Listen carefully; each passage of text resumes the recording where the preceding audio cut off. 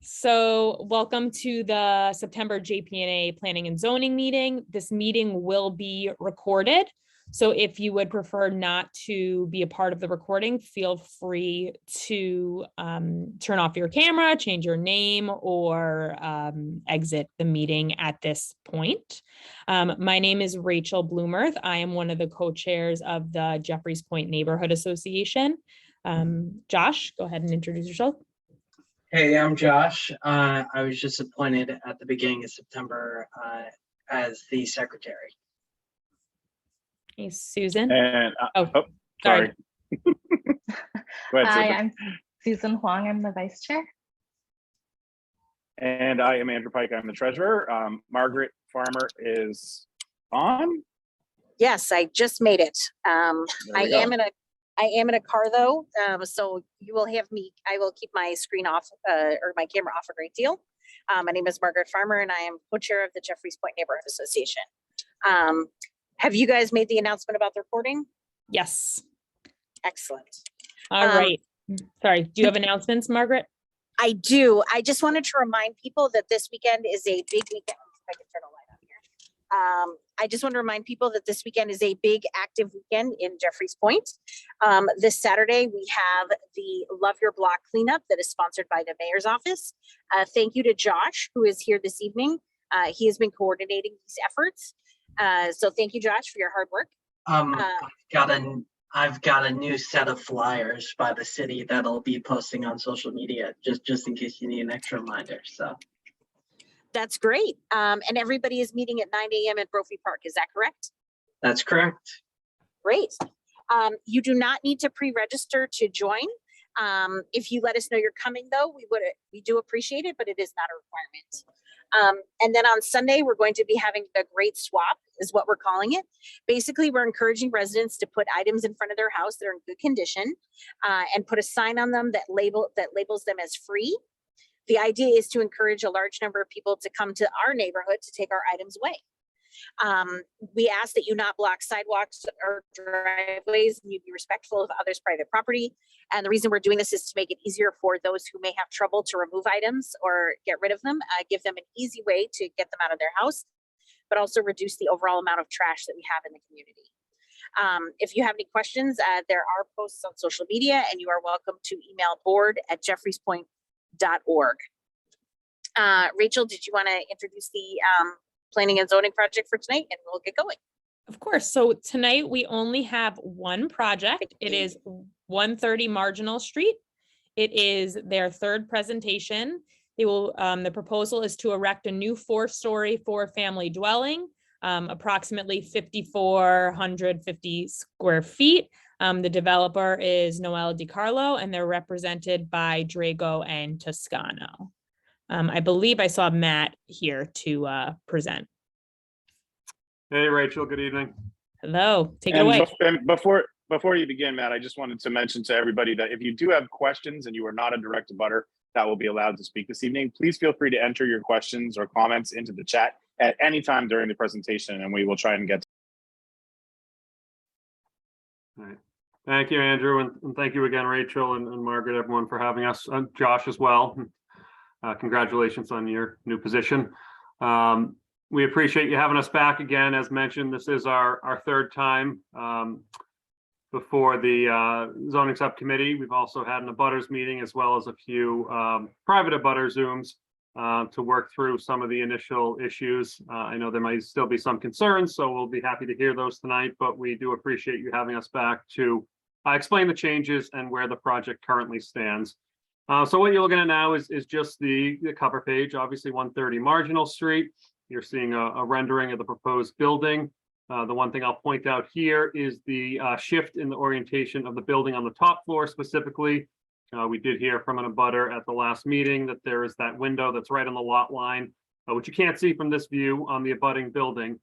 So by shifting the building around and kind of moving where the deck and the actual structure are placed, we're opening up that window a little bit more, which is, again, you can't see it, but it's right on the lot line on the top floor of the abutting building to the left. So we can go to the next page. So I might not have a slide on the team, but Adam Glassman is the project architect. He's here as well. And Noel DiCarlo should be joining if she hasn't already joined. I can't see everyone on the Zoom, but she should be here. So that's the project team tonight, and we're happy to answer any questions anyone may have. The proposal, we're seeking to erect a new residential building with 4 units and 3 parking spaces. The zoning subdistrict is a 3F 2000, and our lot size is 2,813 square feet. Next slide. This is just the BPDA zoning viewer. Highlighted in orange is the subject property. We've been over it before, but the property to the right will be unchanged. We know previous proposals have, not with us, but on this address, previous proponents had contemplated taking the building down or putting a building in front of it. We're going to clean that up. We've talked about that a little bit and restore the building. We also have landscape plans for both 130 and 132 Marginal that you'll see as we go through the project, or on the presentation, I should say. Next slide.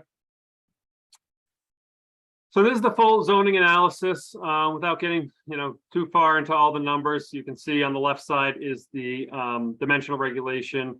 In the middle is what's allowed or required, and on the far right is what's proposed. Just to highlight a few, the use, as I mentioned, is a 3F 2000. We are proposing a 4-family. We do meet the minimum lot size. We are a little short on the additional lot area per dwelling unit. You can see you need 1,000. We have 813. We do meet lot width and lot frontage. FAR, we're to propose 1.74, allowed is 1.0. You're allowed 3 stories and 35 feet. We are proposing 4 stories and 40 feet. But as you saw in that front rendering, and you'll see in some of the other slides, we do match and are actually slightly beneath the property to the left. And then the property to the right is set back and on the hill. So that roof line is actually higher than us too with the natural topography. We're a little short on open space. You're required to have 300 per dwelling unit. We have 1,125 square feet. We did have a higher amount to start, but we did reduce some of the decking that was previously proposed to try to accommodate abutters. Front yard, you're required to have 5 feet or modal. We are modal, as most of the buildings on the side of the street are right on the sidewalk. One of the big changes is our left side setback. So again, we heard from, I believe, some residents of the building to the left, and I believe the property owner might be here tonight as well. They wanted a little more space between our building and their building. Their building is currently essentially right on the lot line right now. So when we were proposing a zero left side setback, the buildings were essentially touching, if not attached, for all intents and purposes, attached because there was really no space. So we have pulled the building 2.5 feet off the left lot line, which does meet the zoning requirement. This allows those AC units, which are hanging over right now, to remain and allows for a bit of a pathway between the 2 buildings on our side of the lot. Our right side setback will remain at 0. And finally, minimum rear yard, you're required to have 30. We have 35, and we're 1 space short with parking. At one point, we did try to fit 4 spaces, but it kind of hurt the maneuverability of the project to get in and out. So we've made 3 much more accessible parking spaces with a turnaround area, which also allows for a trash area and bike storage within the garage as well. Next slide, please. Just an aerial view. I know most people have either seen this presentation before or know the area well, so we can skip ahead, but there's a couple of site pictures just to help people get oriented with the building. You can see there on the right side, or the top left, I should say, is the right side of our abutting building, and that was the window that was kind of in question at the last meeting, which again, we pulled our building 2.5 feet off the lot line, as well as put the open air kind of deck area there, so as not to block in that window. And then on the bottom right is just looking back down Marginal Street the other way. Next slide. And these are the existing conditions of both 130, and then you can see 132 kind of looming there on the right side in the back, which again, it's not directly tied to this project, but that will be renovated as well, that building, and brought more up to code. Next slide. So this is the master landscape for both properties. So just starting at the top kind of middle is the landscape plan for the back of 130. So we are proposing a rear deck for the top couple levels that will lead in a staircase into the backyard. As mentioned, we did increase our rear setback through this process. We're proposing some planting and some buffering in the rear there. We've also, by pulling the deck and the whole structure forward away from that back lot line, hopefully alleviated any concerns about the existing retaining wall that was there that was brought up at our first abutter meeting. Over in the bottom right, you can just see the whole landscape plan for in front of 132. We're not proposing to change the footprint of 132 Marginal at all, but just clean it up, which we think will benefit the new proposed building at 130, the existing building at 132, as well as our abutters to the right. Next slide, please. And this is just kind of a close-up so you can get an idea of some of the walkways and the plantings of both the rear and front garden. This will continue to work on with our abutters in terms of any fencing or types of plants as we move forward, but just wanted to give a pretty clear indication of kind of what we were thinking currently. Next slide. And this is just the front portion of 132 leading towards the street. We had agreed to put the walkway on the left side to move it away from our right abutters, which they appreciated. I believe they're on as well, so they can certainly speak for themselves at that time, but tried to work with them. We had one point at some trees on the right side of the 132 contemplated to give a little more buffer zone, but we heard keep it smaller. We don't need any kind of towering trees over their building, so we revised that as well. Next slide. So this is a rendering from the right side. Again, you kind of saw this from a different perspective on the cover page. Just get an idea of the building, some decks on the front. Again, we eliminated the decks on the side per abutter feedback, and we limited decks on the rear, which you can't see here. You can see the front door as well as the garage access kind of on the right side of the building. Next slide. And this is just the overall site plan, which shows our setbacks. You can see, I know it's very small, but you can see the 2.5 foot setback now on the left. So you can see on the bottom left where that gray is the existing structure. And we have that 2.5 foot setback going all the way from the front to the rear of the property. Next slide. Just to run through the floor plans quickly, these haven't changed a whole lot, but the first floor contains the main entrance. You can see the 3 parking spaces there lined up, the turnaround area at the top of the page, as well as some bike storage and a trash area to keep the trash enclosed so it will not be open to the elements. Next slide. The second floor will house unit 1 and unit 2. Unit 1's a studio kind of outlined in that green. That will have 400 square feet and will have access to that little deck on the front left for some private open space. Unit 2 will be a 2-bedroom, 2-bath at 936 square feet, and that's to the rear of the page, top of the page, I should say. The third floor will house unit 3. You can see it's 1,281 square feet, 3 bedrooms, 2 baths, and it does have a proposed front deck as well as a rear deck, which leads into that backyard area. Next slide. And the fourth floor is fairly similar to the floor below. It does have 1 less bedroom, so it's 2 bedrooms, 2 baths with an office and then decks in the front and the rear. The big change here is, again, we've kind of flopped the footprint of the building so that the deck now is on that left side to keep that window opened up for light and air. Next slide, please. Just a front elevation. This is from the street, so you can see how we essentially line up with our neighbor to the left. They're a little bit higher with some architectural features, but essentially we're at the same height as them. You can see how the building in the rear at 132, because of that topography, their first floor starts in between our second and third floor. So their elevation is actually higher than us just based on how high up the building is set on the street, on the land, I should say. Next slide. Rear elevation, again, this just shows those decks and the staircase leading down to the patio and backyard area. Next slide, please. The left and right elevation here. So I think there was a question about code compliance with the side yard. So as mentioned, we are at 2.5 feet now. We did change that, but we still are not proposing windows. Technically, you need 3 feet off the lot line to have windows. So we're not proposing windows on the left side. So there, won't be people looking into that building at all, even though they only have the 1 window. And then on the right side, we do have that middle kind of window well to provide some light and air to the building, as well as the decks. Next slide, please.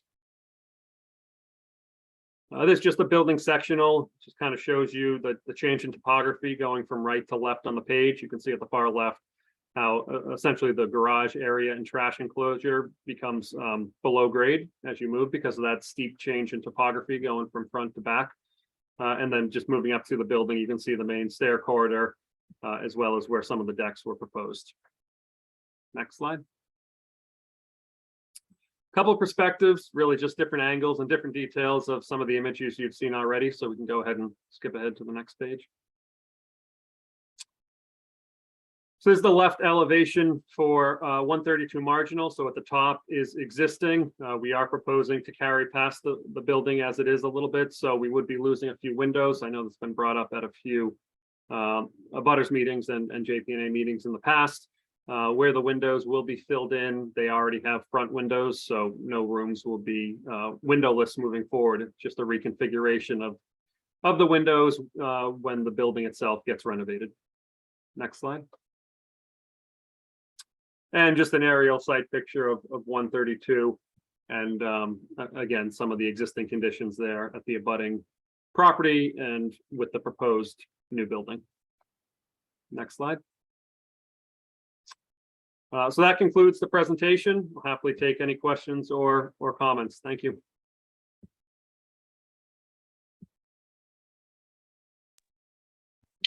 Okay, give me 1 second. I'm just going to pull up the abutters list. Now, remember, in order to speak aloud as an abutter, you do need to be a physical resident of Jeffreys Point. Excuse me.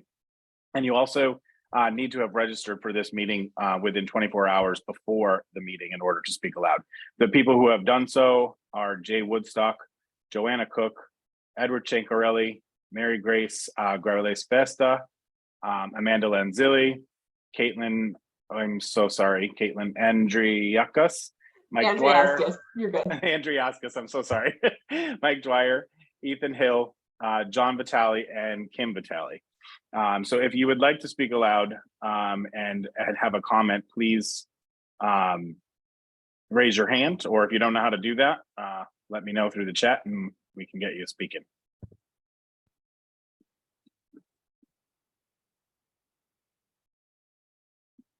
Nobody here wants to make I'm trying to figure okay. out how to raise my hand. I'm sorry. Okay, go ahead, Caitlin. Go ahead. Awesome. Hi, everyone. I'm Caitlin. I'm on Cottage Street. Thank you for putting this all together. I think my biggest concern is with the parking right now. I think everyone here has had a lot of issues with parking. And if I look at it, it looks like tell me if I'm doing this calculation wrong. There's 2 1-bedrooms and 2 2-bedrooms. So realistically, we're looking at 6 cars. We're adding 3 parking spaces, but we're also taking away the 2 that exist right now, which means we're going to have 5 extra cars on the street. And that's my biggest concern. I don't know if there's any way that there could be more parking spaces added to this. So it's a great question, and obviously parking is a big concern, and that's why we were so committed to getting at least 3 spaces. The issue becomes, it is a narrow lot. At one point, we had looked at putting 4 along the lines instead of 3, but we heard very loud and strongly from our rear abutters. There was concern about, because of it going kind of below grade because of the topography, the further back the building or the structure went, the more concerned obviously they were about their structures and about the retaining wall. So as a compromise with them, we actually pulled the building in a little bit, which really minimized the space we can devote to parking. We did come up with a landscape plan at 132 because we did want to beautify that property, but also the city doesn't really allow front yard parking. It's not allowed at all. So there's really no way to put any parking in front of that building because it's set so far back already. There's just not a whole lot else we can do. So we do have a studio unit, so the idea is maybe that unit wouldn't have a car, and then the other 3, would have it. Obviously, people have different opinions about who has cars, who doesn't. It's kind of a sliding scale of, who uses public transportation or not. But our goal was to get 1-to-1, obviously, because we pulled the building forward, we're down to 3. There's just really not anywhere else on the property to put any more spaces. Yeah, I think personally, it just would be hard for me to support a project that's going to put 5 extra cars on the street. Well, we're not actually losing any street parking because we have an existing curb cut Right, so it's not street parking, it's the two parking spots. There actually might be 3 cars that can fit there right now that it's gonna be built on. Yeah, So- yeah, I mean, so are you- it is a Matt, are separate you- lot. I mean, it's kind of been a windfall to have the separate lot provide the parking.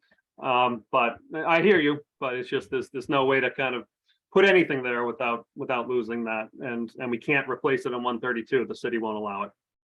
Can you explain? So I'm sorry if I didn't see in the actual presentation. Why is it that we're losing 2 spots?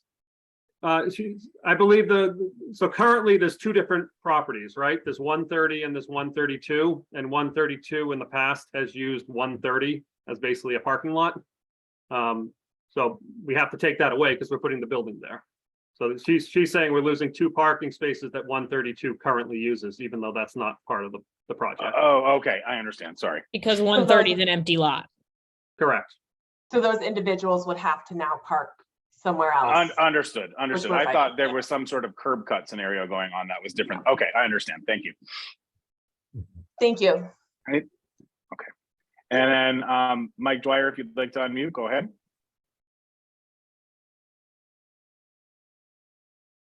Thanks.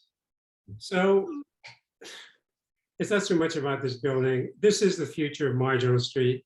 This is what gentrification looks like. The days of affordable 3-family housing on Marginal and probably on the rest of Jeffrey's Point is over.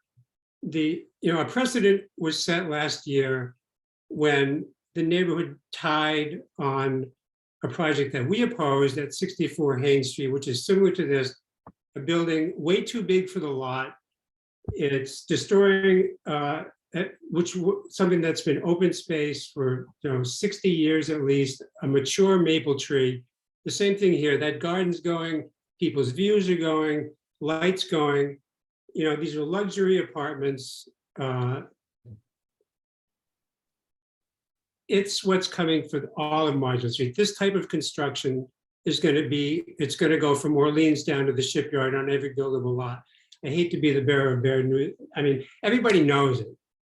I guess there's nothing you can do about it. We opposed the project at 64 Haynes. The ZBA invented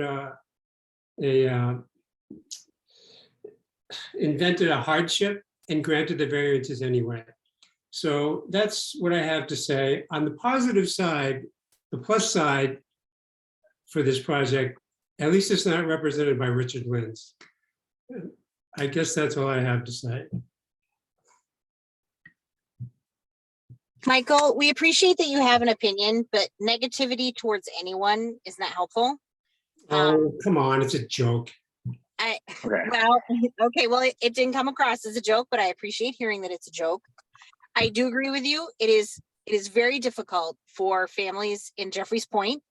The tide of increasing prices has been continuing for a significant period of time. What we can do as neighbors is to remain vigilant and remain active and come to meetings like this and review projects and do the best we can for building a better community. Well, I'm just saying, yeah, we could do all we can and it's not going to make a difference. I'm afraid, like, I would disagree with you. I am one of those owner-occupied. I live in an owner-occupied building with reasonable rents, and That's great. I'm afraid that we are going to lose our building. We're going to lose our block, and it's gone. It's just gone, and it's never coming back. The precedent is set. There is going to be a line of luxury apartments just like this, 4 stories high, from Orleans Street to the Rockies, and there's nothing we can do about it. So, Michael, you're right. The past is gone. All we can do is worry about the future. I do disagree that there's nothing we can do because let me tell you something. I have been to other neighborhood associations. I've been to other meetings. I have been to the ZBA multiple times. There's some real shit that gets approved in this neighborhood. Excuse my language. I'm offended. Well, then I apologize. But there's some real garbage that gets approved. Absolutely. 100% agree with that. I hate seeing it happen. I think that we as a neighborhood have, because we have meetings like this and because we have, communication directly with the abutters and with developers, I think we're able to keep back most of the garbage. I don't know, well, I mean, this is gonna get built. It doesn't matter what it doesn't matter how the vote comes in. It doesn't matter what we say. The ZBA is gonna do what the ZBA wants. I've seen it happen. It's happened over and over and over again. It was supposed to change with the new administration. That director of the ZBA is still there. They still operate in the exact same way they did when Marty Walsh was here. And we have, it's arbitrary. They just do whatever they want, and we don't have anything to say about it. So, but I can't Michael, agree with you there. so I'm going to say one more thing, Michael, and then we are going to need to move on because it's 7:30 and we only have one project tonight, and we do want to be very respectful of everybody's time. I'd like to point out the number of times that the developer has said this evening that an abutter or someone on the street said that they had an issue and they asked for a design change, and the design change happened. Yeah, but Margaret, that's standard operating procedure. With, No, it is not. Yes, it is. No, it is not, Michael. Michael, let me assure you, I've been to plenty of things where you get let me nothing. say this. They start with the most outrageous design and bring it back to something that's reasonable, and we're supposed to thank them for it. This is what happened at 64 Marginal Street. They jerked us around, and we were supposed to thank them. And every remark that the abutters made had to be prefaced with the gratefulness that we felt for them, listening to our concerns. That is just the way a developer operates. It's not the neighborhood association. It's just standard operating procedure for a developer to. Well, you are welcome to that opinion, Michael. Like having been on the we JPNA need for to more we than 10 need to years, sorry, keep Margaret, rolling. I don't mean to cut you off, Margaret, but we No, need to you move are on. correct. So We do need to move yeah, on. we need to move on. So let me make sure that there are no other additional questions in the chat because it has gone. Andrew, it looks like Kim and John, who are direct abutters, were trying to say something. Oh, I didn't see your, Kim and John, if you'd like to speak. I think I'm sorry, they're I doing didn't a see your hand manual, raised. actual hand. Oh, well, Not a the Zoom manual hand. hand raise. Okay. The regular. Yeah. Just nothing new. We just talked about this the last time, and Attorney Drago assured us that there would be no chance that anyone that buys the units could ask to put decks in on the side. And he said that they could provide that in writing. We were just wondering, would that come to us? How would we see that in writing at some point when you're ready? I just thought we'd bring it up so we knew. Sure. So Noel may be able to speak to that as well. I mean, as you know, Kim and John, we had the decks, we reduced them, and now we've eliminated them. There is no plan. We do need to ever implement them. We do need to keep those windows there, as we talked about, per code. But we tried to face them all away from your deck. I'm sure we're happy to work with you in whatever way you'd like. Again, Noel is on. She's the one who would be building this if anything gets approved. So we've made that commitment, and I'm sure I think we've tried to be pretty open and responsive to you. So however you'd like to memorialize that, I'm sure we'd be open to it. Again, Noel's muted right now, but she's unmuted now, so you can certainly jump in. Mentioned we're keeping this building. We're not selling it as condos. We're committed for the long term. And so, I mean, I can write you a letter that as long as we own it, we're not going to put balconies there. I mean, we couldn't anyway. We modified the plans. They're not on there. We can't do it as a right. And so I'm happy to write something to you to say that, but we're not planning on selling these as condos. Okay, I guess the confusion came last time in the meeting. Someone mentioned them condos. Yeah, So- I think Attorney Drago at the beginning of the presentation accidentally said condos, but that is not our plan at all. We're not selling these as condos. Okay. So Yeah. we Okay. didn't know if we're not lawyers or anything. So we didn't know if someone that bought the unit could ask for that later on. So They couldn't do it without going through this whole procedure like we are doing through today. So if anything ever were to happen, you would be involved because you would know, because it's not an as of right. You can't just build it. Okay, so with the fact that this is going to be rentals being said, will the parking spaces be included in the rent of the units? Yes. Yeah. Okay. They're not going to be like separately. So, yeah, so we're thinking that the small studio unit won't have the space. It's the smallest occupied, but everyone else will be assigned a space. Okay. Kim and John, are you guys good? If we Good. could, if we could get that letter stating that the decks will not be built. Just one other thought that just came to me. Accidents happen.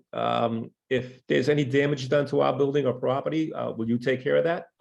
Of course, that's, Absolutely. Yeah. yeah, absolutely. Contractors need to be fully licensed in the city. That's all vetted before there's any building permit. As Absolutely. I mentioned, we're sticking around for the long term in this building and in this neighborhood, so our goal is not to piss you off.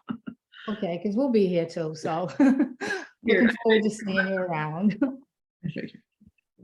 Okay, and Ethan Hill, you're also a direct abutter who's registered 24 hours in advance. Go ahead. Hey guys, I'm the top floor 126, the big old window. Sad I won't be able to play patty cake with my neighbors anymore, but thanks for making that change. Appreciate it. Thank you. Okay, let me go through the questions in the chat. I did just want to mention that the owner of the property to the left of the project has stated in the chat that he objects to the project. I believe that that's also been stated directly to the developers, as he stated to me. I'm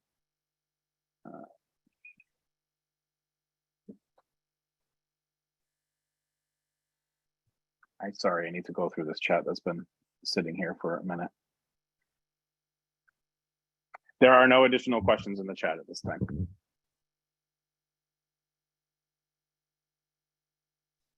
Okay, are there any abutters who may not have had a chance to submit a question or who have not, would like to say something? Or I don't want to leave if we haven't made sure that we've given every abutter the opportunity to speak.